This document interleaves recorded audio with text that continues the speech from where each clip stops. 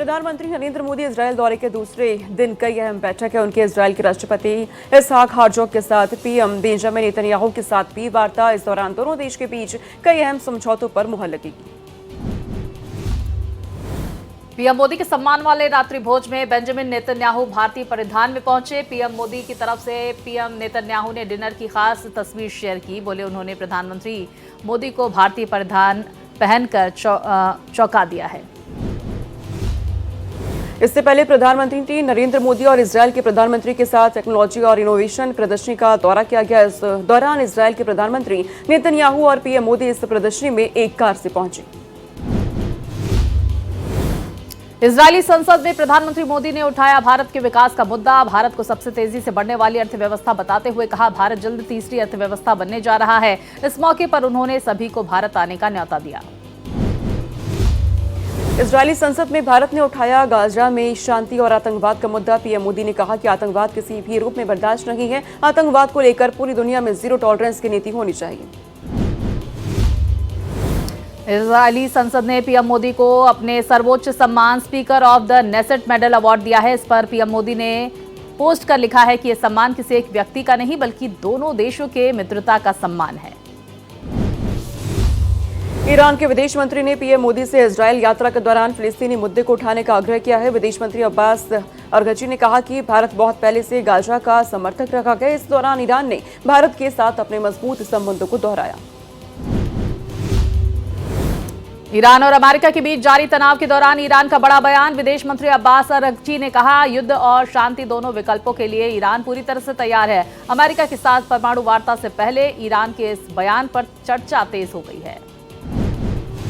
Geneva बैठक से पहले अमेरिकी राष्ट्रपति ट्रंप और राष्ट्रपति जेलेंस्की ने फोन पर बातचीत की। इस दौरान यूक्रेन रूस युद्ध खत्म करने को लेकर चर्चा हुई है। जेलेंस्की ने अमेरिकी सैन्य मदद की सराहना की और कहा कि शांति के लिए बातचीत करना जरूरी है। कनाडा के प्रधानमंत्री मार्क कार्नी का भारत दौरा। पीएम मोदी से मुलाकात के दौरान व्यापार, ऊर्जा, एआई, डिफेंस समेत कई मुद्दों पर होगी चर्चा। भारत के बाद पीएम कार्नी ऑस्ट्रेलिया और जापान भी जाएंगे। प्रधानमंत्री मार्क कार्नी की भारत यात्रा से पहले वरिष्ठ अधिकारी का बयान। कहा, संघीय सरकार का मानना है कि कनाडा में हिंसक अपराधों से भारत का कोई संबंध नहीं है। भारत यात्रा से पहले पत्रकारों के साथ एक ब्रीफिंग के दौरान दिखा बदलाव। उत्तर प्रदेश के मुख्यमंत्री योगी आदित्यनाथ का विदेश दौरा जारी। जापान में रहने वाले भारतीय मूल के लोगों से मिलकर जाना हाल। बच्चों ने मुख्यमंत्री योगी के पैर छुए और बाद में उन्होंने बच्चों को चॉकलेट गिफ्ट की। केंद्रीय गृह मंत्री अमित शाह का बिहार का दौरा। अररिया में एसएसबी के कार्यक्रम में कहा, आज क्रांतिकारी वीर सावरकर की पुण्यतिथि है। वीर सावरकर न सिर्फ आजादी की लड़ाई में एक बेमिसाल योद्धा थे बल्कि एक निडर देशभक्त भी थे। केंद्रीय गृह मंत्री अमित शाह ने कहा, वीर सावरकर ने पूरे देश में देशभक्ति की लहर जगाई। वो एक ऐसे नेता थे जो बुनियादी सिद्धांतों पर सोचते थे। केरल का नाम बदलने के बाद पहली बार राज्य के दौरे पर पहुंचे नेता प्रतिपक्ष राहुल गांधी। कन्नूर एयरपोर्ट के बाहर कार्यकर्ताओं ने किया स्वागत। पेरावूर में किसानों से बातचीत के बाद वायनाड भी जाएंगे कांग्रेस सांसद। दिल्ली बीजेपी कार्यालय के बाहर लगे विवादित पोस्टर्स। लोकसभा में नेता प्रतिपक्ष राहुल गांधी की तुलना उमर खालिद से की। बीजेपी के राष्ट्रीय प्रवक्ता आरपी सिंह ने लगाए हैं पोस्टर। महाराष्ट्र के मुख्यमंत्री देवेंद्र फडणवीस ने राज्य पुलिस को दिया एक और तोहफा। मुंबई में बृहन्मुंबई पुलिस फोर्स की मॉडर्न गाड़ियों को दिखाई गई हरी झंडी। हाईटेक गाड़ियों और फोरेंसिक वैन का उद्देश्य अपराध नियंत्रण, यातायात प्रबंधन को बेहतर बनाना है। राजस्थान विधानसभा के बाहर कांग्रेस विधायकों का जोरदार प्रदर्शन। भारत यूएस व्यापार समझौते को लेकर केंद्र सरकार पर उठाए सवाल। नेता प्रतिपक्ष ने कहा, हम चाहते हैं कि सरकार जाग जाए और किसानों के फायदों के साथ खिलवाड़ करना बंद करे। हिमाचल कोर्ट से ट्रांजिट रिमांड मिलने के बाद आरोपियों को लेकर दिल्ली पहुंच रही पुलिस। मेडिकल के बाद आज ही कोर्ट में होगी पेशी। गैर कानूनी गिरफ्तारियों के आरोप में 20 पुलिस अधिकारियों को हिरासत में लेकर छोड़ा। एआई समिट में कांग्रेस के प्रदर्शन को लेकर दो राज्यों की पुलिस में जबरदस्त टकराव। जहां पर बिना जानकारी के हिमाचल प्रदेश पहुंची दिल्ली पुलिस पर कार्रवाई। कांग्रेस के 3 कार्यकर्ताओं को गिरफ्तार करने सादे कपड़े में हिमाचल पहुंची थी पुलिस। हिमाचल पुलिस ने 3 लोगों के अपहरण करने के लिए दिल्ली पुलिस के खिलाफ एफआईआर दर्ज किया। कहा, कानून सबके लिए बराबर है। आप अपनी मर्जी से कहीं से भी किसी को गिरफ्तार नहीं कर सकते। शिमला से 3 युवकों के हिरासत में लेने के मामले में बवाल हुआ। देर रात दिल्ली और हिमाचल पुलिस के बीच जमकर बहसबाजी हुई है। शोगी बैरियर पर दोनों राज्यों की पुलिस आमने सामने रही। भारी हंगामे के बाद दिल्ली पुलिस को मिली तीनों आरोपियों के ट्रांजिट रिमांड। देर रात 1 बजे हुए रेजिडेंस कोर्ट में तीनों की पेशी। तीनों आरोपी सौरभ, अरबाज, सिद्धार्थ को कोर्ट ने दी ट्रांजिट रिमांड। हिमाचल सदन में दिल्ली पुलिस की कार्रवाई पर सीएम सुखविंदर सिंह सुक्खू ने उठाए सवाल। पोस्ट कर कहा, कोई कार्रवाई करनी थी तो संबंधित अधिकारियों को बताना चाहिए। लोकतंत्र में शांतिपूर्ण प्रदर्शन युवाओं का अधिकार है। दिल्ली पुलिस के समर्थन में उतरे हिमाचल प्रदेश के पूर्व मुख्यमंत्री जयराम ठाकुर नेता प्रतिपक्ष ने प्रदेश सरकार पर आरोपियों को बचाने के आरोप लगाए। कहा, 2 राज्यों के बीच ऐसे मामलों में सहयोग होना जरूरी है। एनसीईआरटी चैप्टर मामले में सुप्रीम कोर्ट ने शिक्षा सचिव को जारी किया नोटिस। कहा, क्यों ना इसे कोर्ट की अवमानना मानी जाए, पता लगाना जरूरी है इसमें किसकी गलती है। एनसीईआरटी किताब में जुडिशियल करप्शन चैप्टर पर विवाद। सुप्रीम कोर्ट की कड़ी टिप्पणी। कहा, कोर्ट को बदनाम करने की नहीं देंगे परमिशन। सुनवाई से पहले एनसीईआरटी ने कहा, अनजाने में गलती हुई है। पूर्व उप मुख्यमंत्री अजीत पवार प्लेन क्रैश पर एफआईआर की मांग को लेकर भारी हंगामा। स्थानीय लोगों के साथ बारामती थाने पहुंचे विधायक रोहित पवार। बीजीसीए और बीएसआर कंपनी के खिलाफ शिकायत दर्ज कराने को लेकर हंगामा।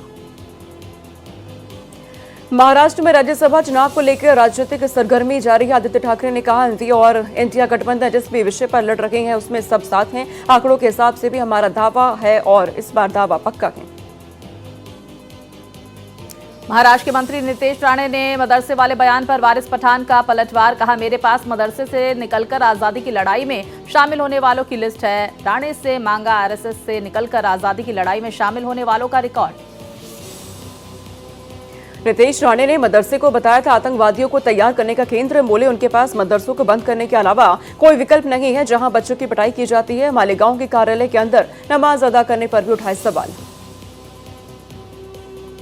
राजस्थान कैबिनेट की बैठक में कई महत्वपूर्ण निर्णयों पर लगी मोहर। लोकल बॉडी चुनाव में 2 से ज्यादा बच्चों वाला 30 साल पुराना नियम समाप्त। 2 से अधिक संतान वाले भी लड़ सकेंगे पंचायती राज और नगर पालिका चुनाव। एमपी के उज्जैन में किसानों से मुलाकात के दौरान सीएम मोहन यादव का ऐलान। कहा, Indore Ujjain greenfield 4 lane road निर्माण में किसान हित सर्वोपरि रहेगा। यह रोड एलिवेटेड नहीं, जमीनी स्तर पर बनेगा। मुख्यमंत्री मोहन यादव ने कहा, मेट्रोपॉलिटन सिटी इंदौर उज्जैन भविष्य की दृष्टि से काफी महत्वपूर्ण होगा। जिन किसानों की भूमि प्रभावित होगी उन्हें उचित मुआवजा देने के लिए शासन प्रशासन प्रतिबद्ध है। एमपी के विकास को मिली गति। गोंदिया जबलपुर रेलवे लाइन ने दोहरीकरण का केंद्रीय कैबिनेट की मंजूरी मिली है। लगभग 231 किलोमीटर लंबे इस कार्य को 5 साल में पूरा किया जाएगा। यूपी बीजेपी के अवध क्षेत्र संगठन के पदाधिकारियों की सूची में बड़ी लापरवाही। सूची में दिवंगत एडवोकेट आनंद कुमार पांडे को जिला प्रतिनिधि बताया गया, जबकि 8 महीने पहले ही आनंद कुमार का निधन हो चुका है। नई पार्टी के ऐलान के बाद प्रयागराज पहुंचे पूर्व सिटी मजिस्ट्रेट अलंकार अग्निहोत्री। पूजा अर्चना के बाद बोले, देश में इस समय जनतंत्र खत्म हो चुका है। कॉर्पोरेट की सरकार चल रही है। राजनीतिक विकल्प के रूप में अब स्वयं को आगे आना होगा। बीएसपी विधायक उमाशंकर सिंह की करीबियों पर भी आईटी की कार्रवाई जारी। बलिया में उनके ठिकानों के साथ ही नरही में उनके 3 करीबियों पर भी छापेमारी, जहां पर काफी दिनों से बीमार चल रहे यूपी में बीएसपी के एकमात्र विधायक। जन यूनियन पार्टी के संस्थापक हुमायूं कबीर ने भी शुरू किया चुनाव प्रचार। बोले, 10 मार्च को मिलेगी गठबंधन की जानकारी। प्रचार के लिए दीवार पर नाम लिखने का काम जारी रहेगा।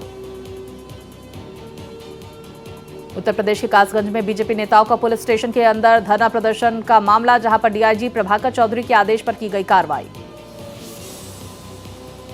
महाराष्ट्र के रत्नागिरी के कई हिस्सों में आकाश में दिखी रास्ते में रोशनी बना चर्चा का विषय। कई लोगों ने वीडियो अपने मोबाइल कैमरों में भी किया कैद। बिहार के हाजीपुर में गोरौल के दीदी का सिलाई घर का डीएम ने किया निरीक्षण। जीविका दीदियों से संवाद कर उनके कार्यों की सराहना के साथ ही 5000 बच्चों की पोशाक को मंजूरी दी। दिल्ली ब्लास्ट केस में एनआईए का बड़ा एक्शन। 2 और आतंकी गिरफ्तार। मामले में अब तक 11 आरोपी गिरफ्तार हुए। जम्मू कश्मीर के जमीर अहमद और तुफैल अहमद भट्ट गिरफ्तार। छत्तीसगढ़ के कांकेर में 8 लाख की इनामी महिला नक्सली का सरेंडर। AK-47 के साथ महिला नक्सली ने सरेंडर किया। यूपी के ग्रेटर नोएडा में बदमाशों की पुलिस से मुठभेड़ हुई है। इस दौरान 2 बदमाश हुए घायल। दोनों बदमाशों पर युवक की हत्या का आरोप है। 2 पिस्टल, कारतूस और कार बरामद। उत्तर प्रदेश के मिर्जापुर में पुलिस मुठभेड़ में 25,000 का इनामी गो तस्कर गिरफ्तार किया गया। मौके से तमंचा, कारतूस सहित मोटरसाइकिल और नकदी बरामद हुई। यूपी के बदायूं में पुलिस और बदमाशों के बीच मुठभेड़ हुई है। जवाबी फायरिंग में आरोपी के पैर में लगी गोली, घायल हालत में हॉस्पिटल में करवाया गया भर्ती। उत्तर प्रदेश के बरेली में पुलिस और बदमाशों के बीच मुठभेड़, 2 शातिर बदमाशों को गिरफ्तार कर 3 लाख रुपए से अधिक नकदी बरामद की गई। महाराष्ट्र के तुमसुर में रेत चोरों के खिलाफ बड़ी कार्रवाई। छापेमारी के दौरान 1.5 करोड़ रुपए का माल किया गया जब्त। कार्रवाई से रेत चोरों में मचा हड़कंप। यूपी के मेरठ में बीच बाजार में युवक का मर्डर। हत्यारे ने युवक की बेरहमी से हत्या कर वारदात को अंजाम दिया। हमलावर ने पहले युवक की कमर फिर कनपट्टी पर सटाकर गोली मारी।